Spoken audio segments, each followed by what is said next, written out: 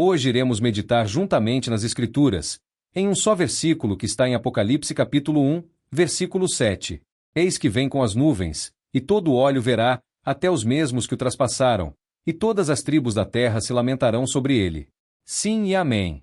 Essa expressão remete diretamente ao Antigo Testamento e à presença divina manifestada em nuvens, um símbolo recorrente na Bíblia. Alguns exemplos importantes. Em Êxodo capítulo 13, versículos 21 e 22. Foi Deus que guiou o povo de Israel pelo deserto em uma coluna de nuvem, simbolizando sua presença e proteção. Daniel tem uma visão profética do Filho do Homem vindo com as nuvens do céu, estabelecendo um reino eterno. Essa profecia de Daniel é particularmente significativa, pois Apocalipse frequentemente faz eco a ela, apontando para a vinda de Jesus como Rei. As nuvens são frequentemente associadas à glória de Deus, sua Shekinah, manifestando sua majestade.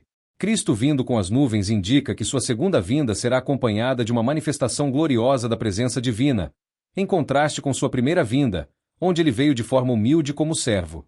Assim como as nuvens anunciavam tanto a presença de Deus para proteger quanto para julgar, essa vinda com as nuvens aponta tanto para o juízo final sobre os ímpios quanto para a redenção dos justos.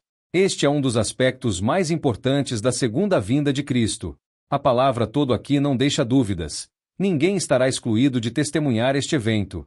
Isso levanta algumas reflexões. Será evento universal, diferentemente da primeira vinda de Cristo, que foi limitada geograficamente e só foi testemunhada por alguns. A segunda vinda será um evento global. Isso quebra a barreira do tempo e espaço. Todos, em todas as partes do mundo, o verão. Não será algo oculto ou gradual, mas uma manifestação instantânea e gloriosa. Isso desmistifica qualquer ideia de uma vinda espiritual ou simbólica, enfatizando o caráter físico e visível da volta de Jesus. Este detalhe faz referência clara à crucificação de Jesus. Vejamos alguns pontos. Zacarias capítulo 12, versículo 10, olharão para aquele a quem traspassaram, e chorarão por ele como quem chora por um filho único. João aqui está citando diretamente Zacarias, mostrando como essa profecia se cumpre no Apocalipse. O traspassar refere-se tanto aos soldados romanos que literalmente perfuraram Jesus na cruz quanto, simbolicamente, à humanidade que rejeitou e pecou contra Deus. Este versículo pode ser visto como um símbolo de que aqueles que rejeitaram Cristo, seja na crucificação ou ao longo dos séculos, se lamentarão profundamente ao vê-lo retornar como Senhor glorificado. Essa visão causará lamento nos ímpios, pois perceberão o erro ao rejeitar o Messias. A palavra lamentarão aqui aponta para uma reação global de tristeza e arrependimento. No entanto, há diferentes perspectivas sobre o que isso pode significar. Para muitos, este lamento será de desespero, porque Cristo virá como juiz. Eles lamentam não pela oportunidade de arrependimento, mas porque estarão diante do justo juiz, percebendo que seu tempo de graça acabou. Alguns estudiosos sugerem que esse lamento pode indicar arrependimento, como em Zacarias. Este é o momento em que muitos, ao verem a vinda de Cristo, reconhecerão quem ele é e se arrependerão genuinamente. Esta expressão também é significativa, porque não se refere apenas a Israel, mas a todas as nações, cumprindo o escopo universal da missão de Cristo. Isso reforça que o retorno de Jesus afetará toda a humanidade, independentemente de origem ou nacionalidade. Essas palavras finais são uma afirmação dupla da verdade do que foi dito. Sim vem do grego nai e amém são usados para enfatizar a certeza absoluta do que foi declarado. Amém é uma palavra hebraica que significa assim seja, e foi adotada pelos primeiros cristãos para expressar concordância e certeza. A repetição de sim.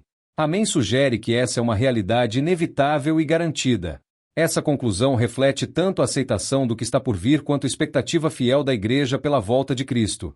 Para os fiéis, isso é motivo de esperança, enquanto para os ímpios, é uma certeza de juízo. Este versículo reforça a soberania de Jesus sobre a história humana. Ele virá com poder e glória, e ninguém será capaz de negar sua autoridade. A segunda vinda de Cristo, como descrita aqui, será um evento tanto de redenção quanto de juízo. Para os que o traspassaram, aqueles que o rejeitaram, será um momento de lamentação. Para os fiéis, será o momento da vitória final. A vinda de Cristo com as nuvens traz à tona a consumação do Evangelho, onde a obra redentora de Jesus será plenamente revelada ao mundo. Apocalipse capítulo 1, versículo 8, Eu sou o Alfa e o Ômega, o princípio e o fim, diz o Senhor, que é, e que era, e que há de vir, o Todo-Poderoso. Eu sou o Alfa e o Ômega. Essa frase é uma autodeclaração de Cristo, que aparece várias vezes no Apocalipse e é profundamente simbólica. Alfa e Ômega são a primeira e a última letra do alfabeto grego, respectivamente. Isso implica que Jesus Cristo é o começo e o fim de todas as coisas, não apenas em termos cronológicos, mas em termos de importância, origem e destino. Alfa representa o início de todas as coisas.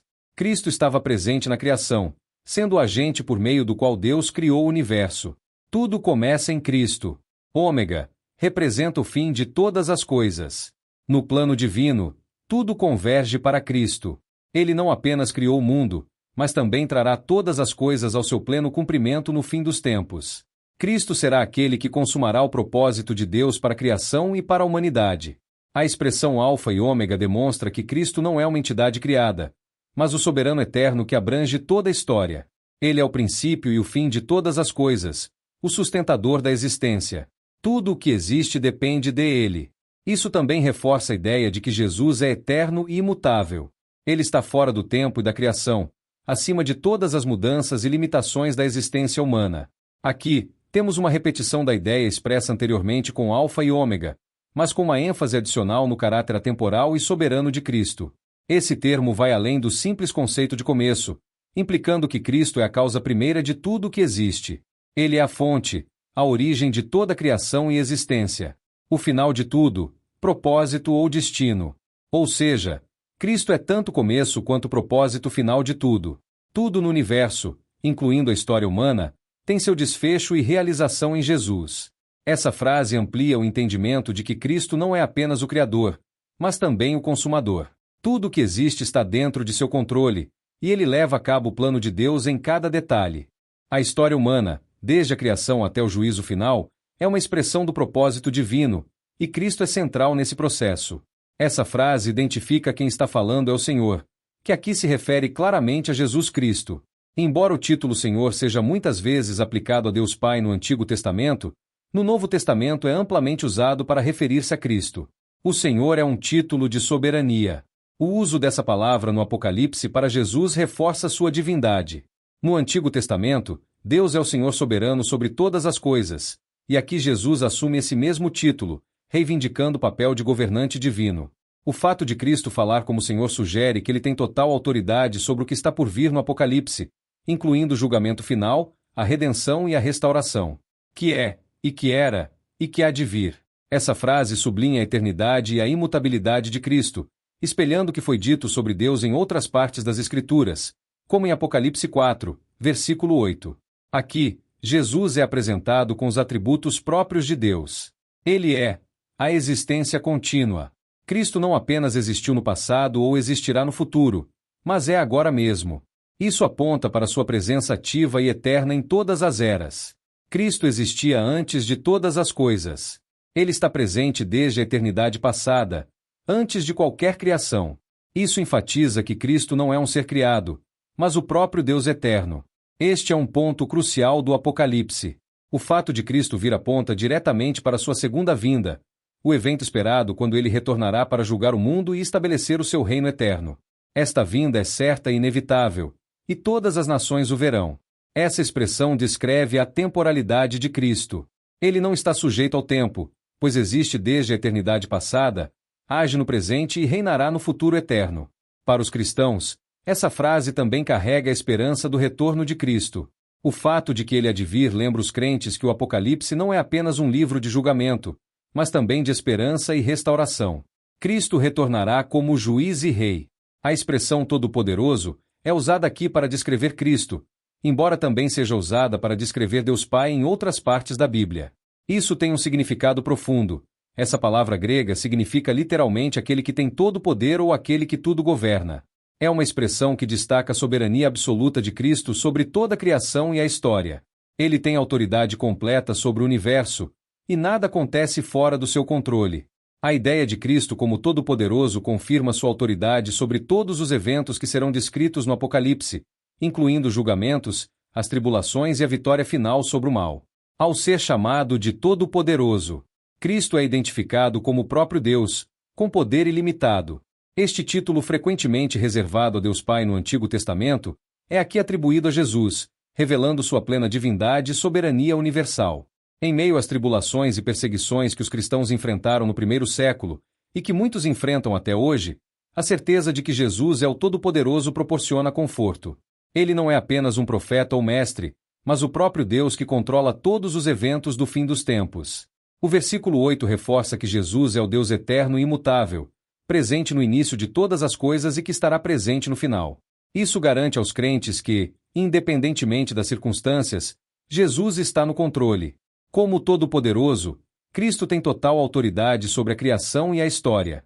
Sua segunda vinda será o clímax de sua soberania sobre todas as nações e povos. Para aqueles que creem, esse versículo é um convite à confiança plena no poder e autoridade de Cristo.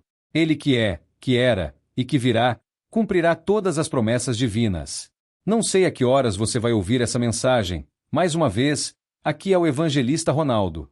Se você gostou desse conteúdo, não se esqueça de curtir o vídeo, compartilhar com seus amigos e, claro, se inscrever no canal para ficar por dentro de todas as novidades. Conto com seu apoio para levar essa mensagem ainda mais longe.